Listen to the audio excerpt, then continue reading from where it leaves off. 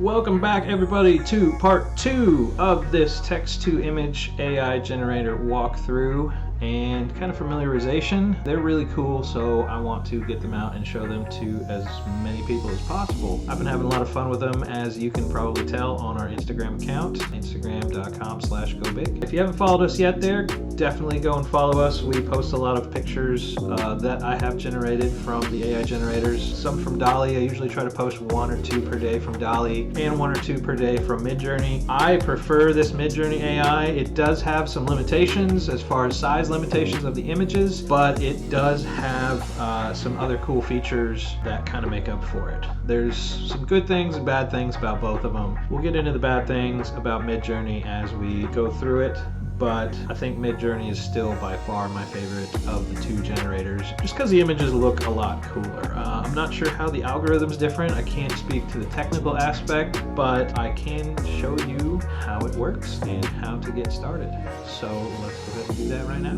So when you go to midjourney.com, it will take you to this page, and it is very confusing. So what you need to do is join the beta, sign in, do whatever you need to do. You can read all about it, but the biggest thing about Midjourney is that it does not take place on its own website. Midjourney is actually an AI that works in Discord. So you do need to download Discord, you do need to get an account in Discord, and then you can add Midjourney to it and sign in, and they will give you some credits for free, just like DALL-E. So that's kind of one of the drawbacks, is you have to use it through Discord. So I have Discord up and running here. Once you go into Discord and you get it installed and you click on the little Midjourney icon here, it will bring you to the home page where you have a absolute ton of stuff of what everybody else is doing. That's another drawback of Midjourney, is it's not private.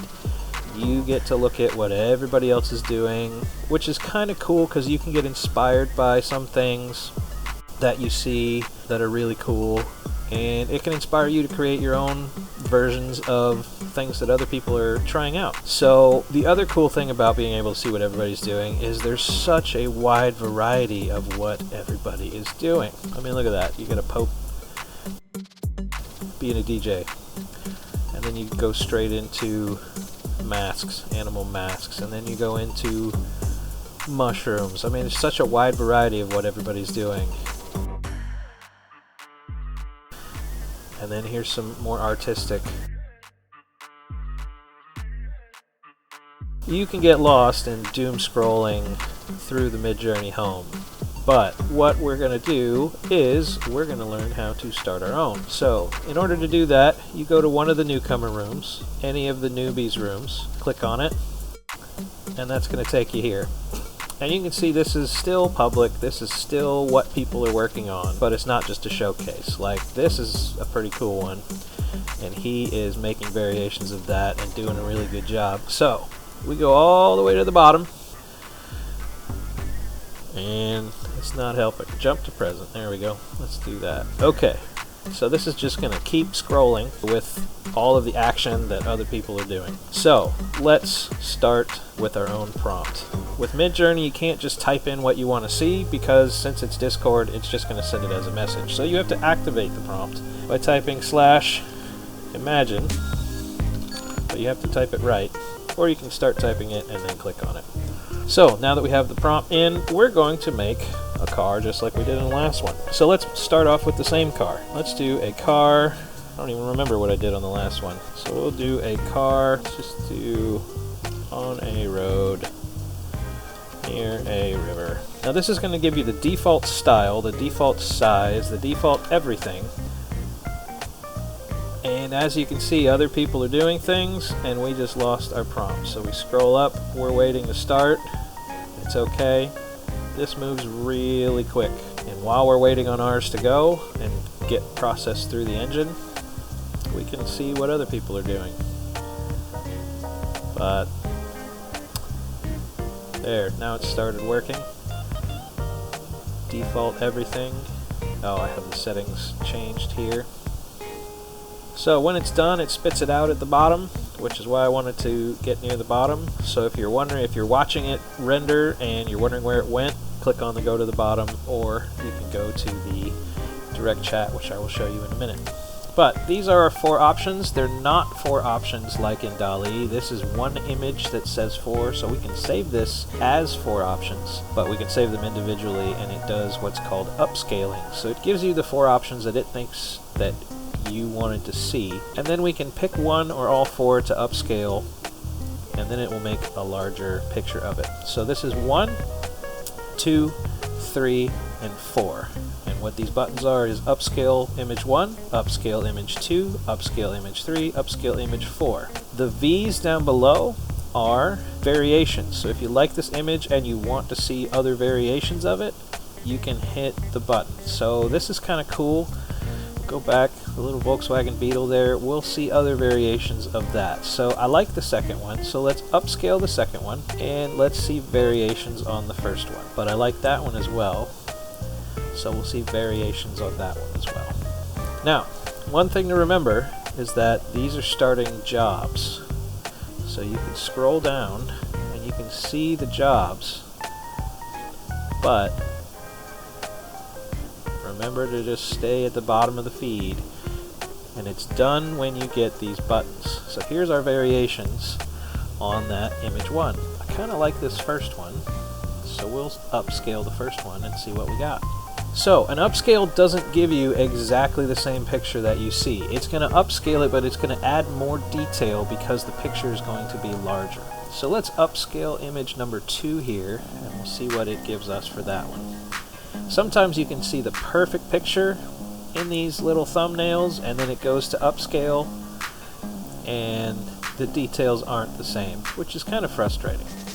Here we have our finished picture. So we go open in browser, and this is the actual size of this picture. Now, as you can see, it doesn't do writing very well. This is way more of an image generator than any kind of a writing. So you can't do logos. You can do logo styles and then recreate it in Illustrator or another program, but this does not do well with text. So let's download this, and then we'll go back to these other images and see what we got. So this is something that'll get you kind of, well, it moved too fast for me. So you saw that it didn't have these options, make variation, beta upscale. It didn't have these options, so it wasn't done rendering yet. So don't get click happy and click into something that's not done rendering yet. And there's a couple of these that will we'll probably see it again. But let's look at this one. We'll open it in the browser. We'll save it. And then this is our other one. We'll open it in the browser. And we'll save it. Okay. So, the other buttons, once you have a solid image, you can make the variations of it, and it'll give you 4 more variations. You can change the upscale ratio, which changes how the image looks and changes the size of the image as well. I have it set to the mid upscale. That's what this setting is. When you add variables like dash whatever, that's a variable. You can look those up online and it'll tell you there's a whole range of variables that you can add in, but I'm going to show you another one in just a second here. So this one I have it set to upscale in the medium range because I found that it produces the best images. They're not the huge ones. The beta upscale ones are the big ones, but the beta upscale leaves some artifacts in the image and makes it kind of some weird brush strokes. Also, this is the default style of Midjourney images. It's kind of artistic, it's kind of a painting, it's not realistic. But I'll show you in a second how we can make this different. So let's take this same prompt, a car on a road near the river. We'll copy it. We'll come here. Remember to start your prompt. Do that. We'll do dash because we're going to add some specifications. We want to change the aspect ratio, and we're going to go 16:9. The default is this square, but we want to get a nice widescreen looking image. So now you can see it's processing our rectangle images instead of our square images. That's ironic. While we're waiting, we have a GIF of Disney cartoon waiting. It's like Alice in Wonderland. Alice is impatiently waiting with us, but we're done, so we can leave Alice in the dust. Alright, so if you scroll all the way down, it's going to continue to load things on the bottom, but if you go to the bottom and scroll just up one, that should let things load down below, and we can look at our stuff. So 16 by 9, we get a wider image, we get a lot bigger frame. We still get some mistakes every now and then, like these look more like taillights than headlights. This looks like the hood on the back of a car, and even it thinks that that's the front of the car there. So, and this looks like it has a flat tire, so I'm not really impressed with that. But number 1, number 4, I really like. I like the mountain and the scenery here, so we're going to try variations on this one, and we'll see where it takes us. So, that one we want to upscale. Number 2, we want variations. Number 3, we want a fan. And number 4, we want to upscale. So, remember these, and remember the details. Have a rock down here, and it may come out really similar, but Midjourney, when it upscales, it doesn't make it exactly like this image. So that's just something to keep in mind. Same with all these rocks here. This image is not going to look the same once it gets upscaled. It's going to be really close, because it's going to try to get as much as possible in there for you, but it is going to change some details. Also, you can only have 3 jobs working at a single time. So if you upscale all 4, it's going to still queue it, but it's only going to work on 3 at a time. So as you can see, my 3 are queued. It's working on the variations one down here. And see how the mountains are different? We have a weird looking waterfall over here and some mud. I just didn't like how this one turned out, so we'll just kind of ignore that one.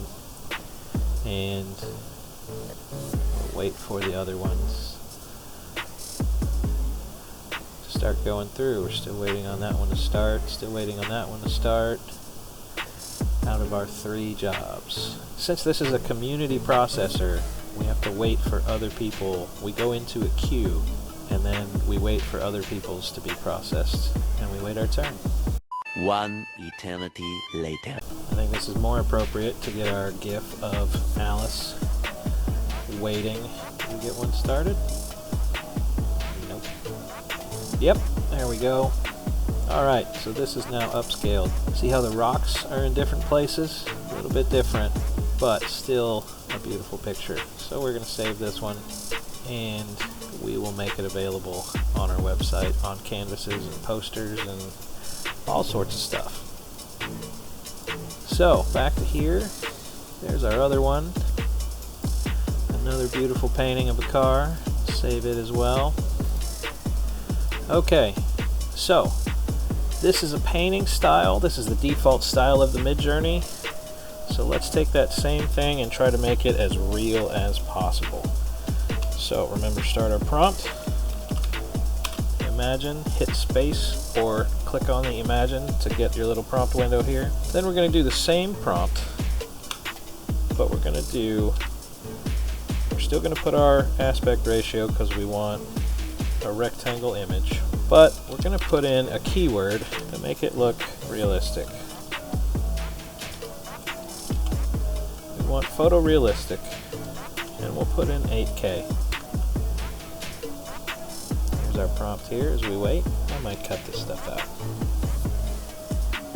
Alright, 93%, so let's start scrolling down. Because it's going to pop up at the bottom here, and there it is.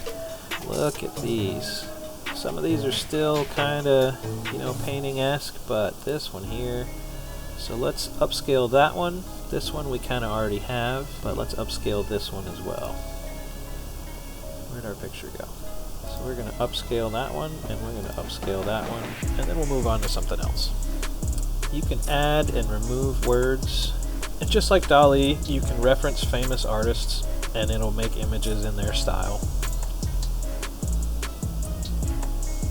There's one of ours. There's another one. As we patiently wait. I've seen people use 8K, but I don't think it works that well. I've had better luck with 4K, or just the word photorealistic. So we can try that one once these, actually, since these are rendering, and we only have 2 rendering, let's just start another one as well, while we're waiting. And let's put it in the right order.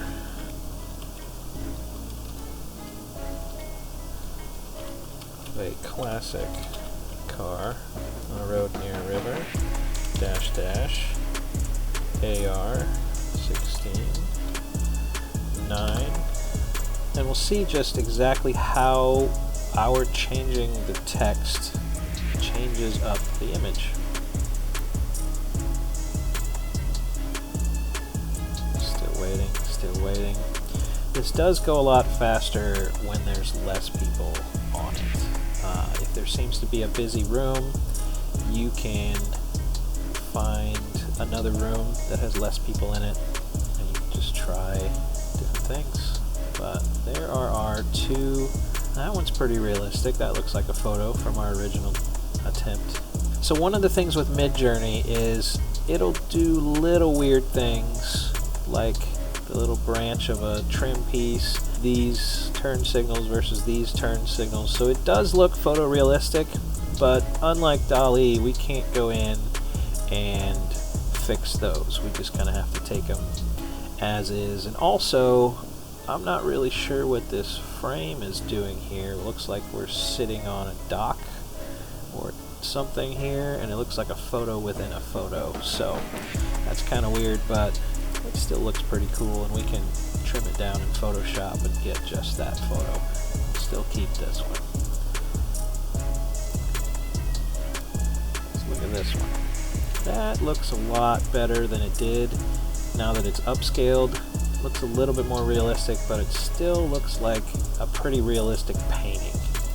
But I like it, so we'll save it. So let's see what we got over here. See, these look really good. But again, you get some weird stuff.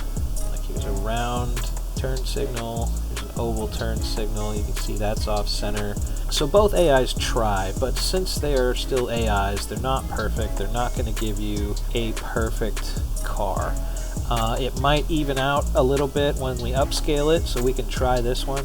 But it is interesting that it gives us the same type of image every single time.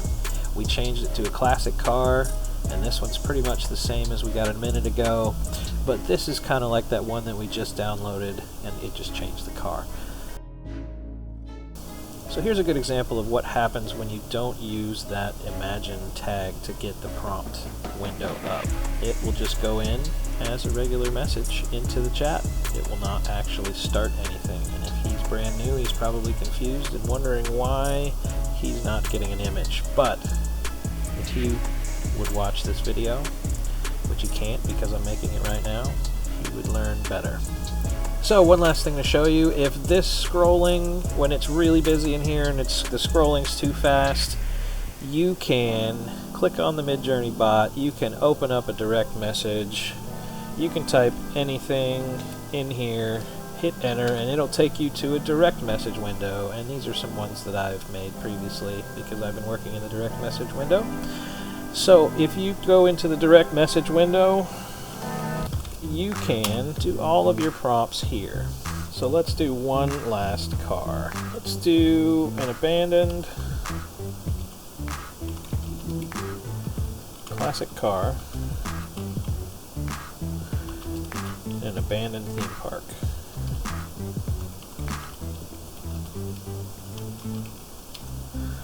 And we'll do our 16:9 again, aspect ratio 16:9, and we'll just make it Midjourney style. So now we don't have anything else bothering us. We don't have any extra scrolls. We're just interacting between us and the bot. I'm not sure if it's visible to other people, but I know it's a lot easier to keep up with. Ooh, these are cool. Alright, well, all of those.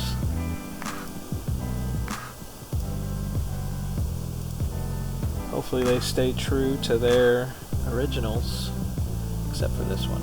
Oh, that was 2 headlights. Sometimes it likes to give you 2 headlights on one side and 1 on the other, but it looks like this is doing a little better. Well, these are taking forever, so I'm definitely going to do a little bit of editing here.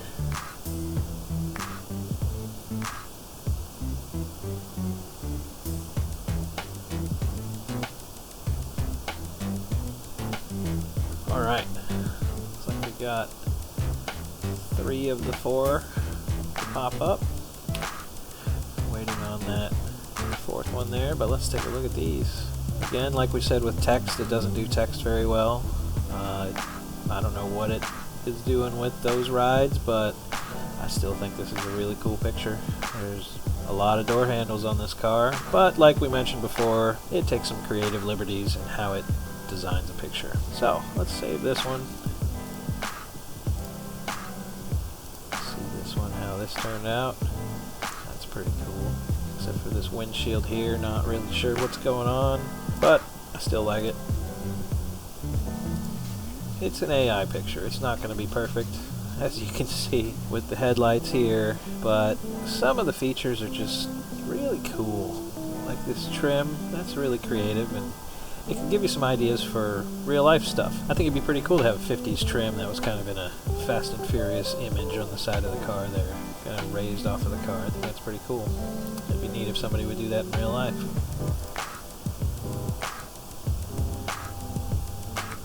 Alright, we're still waiting on that last one there. There we go. And there she goes. Ah, best one yet. Not really anything wonky about this one, except for the wheel here, but that could just be a creative rim. Got a ferry floating in the background there, whatever this is. Man on a jetpack, I'm not sure. Alright, so this concludes our run through of Midjourney. So just like with DALL-E, there's a lot of resources online you can read about both the image generators. They are both getting updated all the time into newer versions as the algorithms get better and better. It's amazing to see these images that are coming out of these, and it's a lot of fun to create your own artwork. One of the things to note about Midjourney is they do not allow you to use your images that you create for any commercial purpose unless you have a subscription. If you purchase any of the subscriptions for Midjourney, then that allows you commercial access. Otherwise, it's just personal access. You can post things on your Instagram. You can do whatever you want with your pictures as long as you're not making any money from it. DALL-E is a little bit different. DALL-E is completely your images from the get-go, and you can use them commercially if you want to. So out of the two, my favorite is Midjourney. I've been having a lot more fun with Midjourney. It's a little bit more annoying to use. It's a little bit more complicated because you have to use it through Discord, but the images that come out of it are, I think, a lot better as far as what I wanted to see and what I wanted to create. DALL-E has its purposes, it has its uses, but for my use, Midjourney works better for me. DALL-E is a little bit better at interpreting artist styles, so if that's your goal, then DALL-E might be right for you. But for me, I just wanted to create really cool looking pictures of abandoned cars in weird places, as you can see on our Instagram. So definitely follow us there. Don't forget to subscribe to us here, and if you have any questions, ask me in the comments. Definitely go try out both of these AI generators. They are free to try out. They want as many people as they can to use them and try them and play around with them and give them feedback so they can tune their algorithms and make the tools even better. So there's a lot of cool videos out there. I know Cleo Abram did a video on how this will affect artists, and I'll put a link to that video below. It's an interesting topic. It's an interesting question. It has a lot of people worried that AI is going to take over the art world and put actual artists out of business because the tool is so easy to use. I agreed with her conclusion, but I'm not going to tell you what that is because I want you to go watch that video. So as mentioned, follow us on Instagram so you can see all the cool stuff I create on these two image generators. And for now, thanks for watching, and we'll see you in the next one.